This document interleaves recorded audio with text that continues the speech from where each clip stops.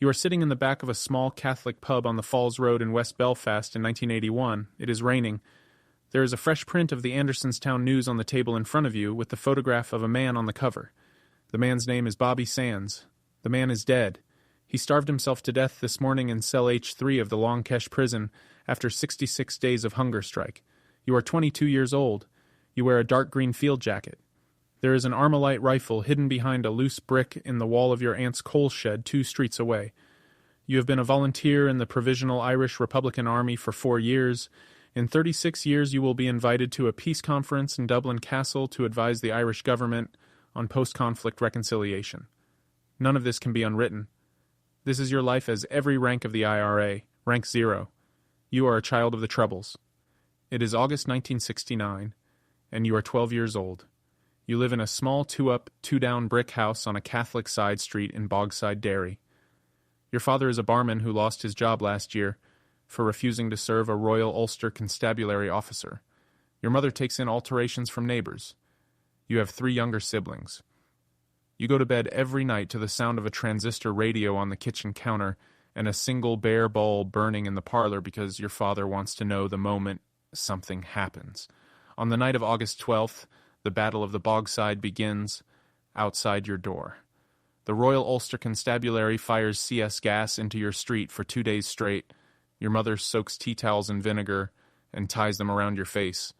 Your father stands at the front door with a length of pipe in his hand. On the 3rd night, the British Army rolls into Belfast and Derry in armored Saracens. The neighbors come out to give the soldiers tea, thinking they have come to protect Catholics from the police. Within 2 years, the same army will be searching your house at 3 a.m. with rifles drawn. You are 13 years old when you understand, with no help from anyone, who is the friend, and who is the occupier. You spend the rest of your childhood throwing stones at British soldiers and running. Rank 1. You are a sympathizer. It is 1974 and you are 17 years old. The Provisional IRA, born in the split of December 1969 out of the failure of the old IRA to defend Catholic neighborhoods from loyalist mobs, is now the most active urban guerrilla force in Western Europe. You have not joined yet, but your house is a safe house. Volunteers come through the back door at 1 a.m. and sleep on your sofa. You wash blood out of a man's jumper for your mother because she is shaking too hard. You sit on the front step in the morning while a Saracen rolls past, and you do not turn your head. The men of the local active service unit have noticed you. You walk known volunteers past police checkpoints because a teenager and an older man together looks like a father and son and not like an active cell. You are paid in nothing. The cause is your payment. Rank 2. You are a volunteer. It is 1977, and you are 20 years old. After 3 years of running messages and walking shields, the local commander brings you into a back kitchen on the Falls Road and asks you, in front of 2 other men you do not know, whether you understand that joining means you are now subject to military discipline, that the discipline is enforced by execution, and that no one ever resigns. You say yes.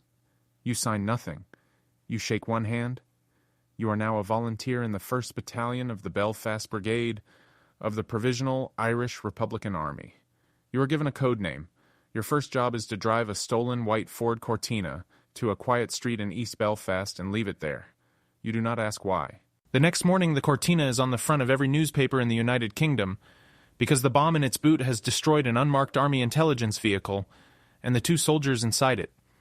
You read the newspaper at the kitchen table and your hands do not shake. You are not the same person who soaked tea towels in vinegar in 1969. You will not be him again. Rank 3. You are an active service unit operative.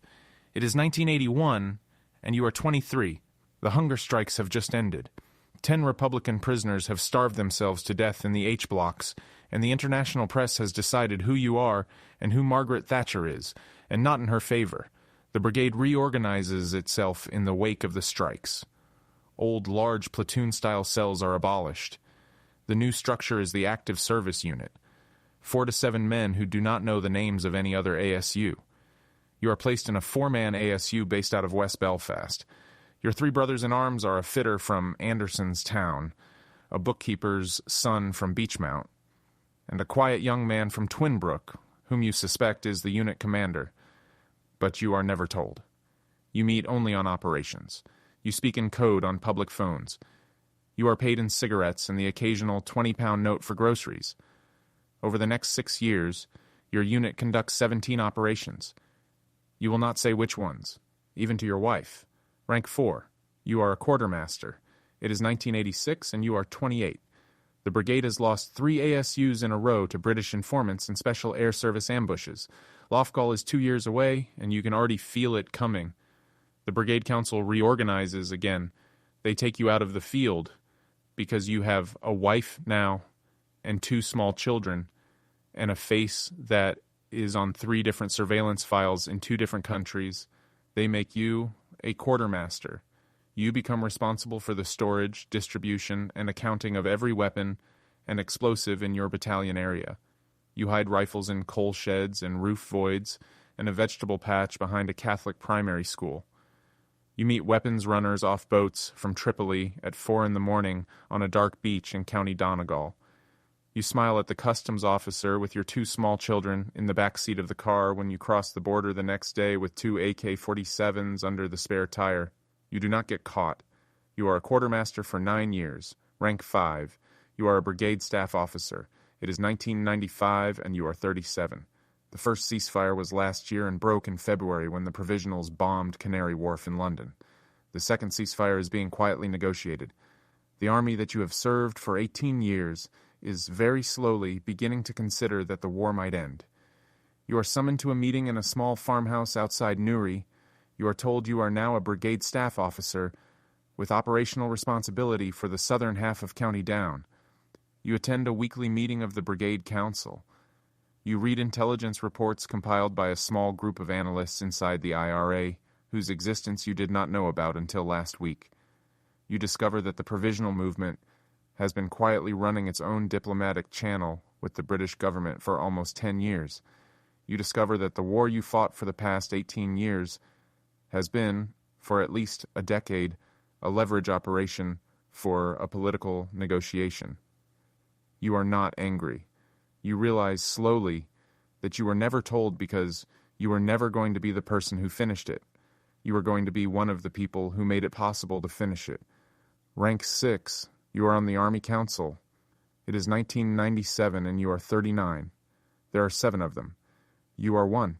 The Army Council of the Irish Republican Army is the only group in modern Western Europe that has the unilateral authority to declare a ceasefire across an entire armed organization. You sit in a room with 6 other men in a farmhouse near Dundalk on a Sunday afternoon in July. You vote on the second ceasefire. The vote is unanimous. The next morning, 65 operational units across 32 counties stand down. Within 24 hours, the British government opens substantive talks at Stormont. Within 8 months, the Good Friday Agreement is signed by every party to the conflict, including, by name, your own commander-in-chief. You watch the signing on a television in a relative's kitchen in Crossmaglen. You drink a single glass of Bushmills. You do not say a word. Rank 7. There is no rank 7. The Provisional IRA never had a chief of staff who was above the Army Council. The 7 men in that farmhouse were equals. After 1998, your war is over. The Independent International Commission on Decommissioning oversees the destruction of every weapon you ever quartered. You stand in a quarry in County Donegal in September 2005 and watch a Belgian army general wearing a UN beret light a thermite charge on top of a stack of AK-47s and Semtex. The metal melts. You watch your own war disappear into a column of orange flame. You are 47 years old. You walk back to your car. You drive home to your wife and your now grown children. None of them know what you have just watched. You spend the next 20 years in the strangest condition a man can be in. You are not a soldier. You are not a politician. You are not a criminal. You are something the modern world does not have a word for. A retired insurgent in a peaceful country that exists because of insurgents like you. You are invited to give lectures at universities under your own name in the late 2010s. The students are polite. They ask hard questions. You answer the ones you can. You do not answer the ones you cannot. The audience is too young to remember C.S. Gass. They were born after the Good Friday Agreement. To them, you are history. To you, the man with the pipe at the front door in 1969 is still in the next room. In 2025, on a quiet Tuesday in May, You walk down to the corner shop on the Falls Road for a newspaper. The girl behind the counter is the granddaughter of a man you once delivered a cortina for. She does not know. You buy the paper, you walk home. You sit in your kitchen with a cup of tea, and you read about the latest peace conference in Dublin Castle that has invited you, for the second time, to advise the Irish government on post-conflict reconciliation. You decline politely, you finish your tea, you go for a walk. The street is quiet. There are no Saracens. There has not been a Saracen on this road since 1998. The peace is 27 years old. Some days you can almost forget what came before it. Some days you cannot. This was your life as every rank of the IRA.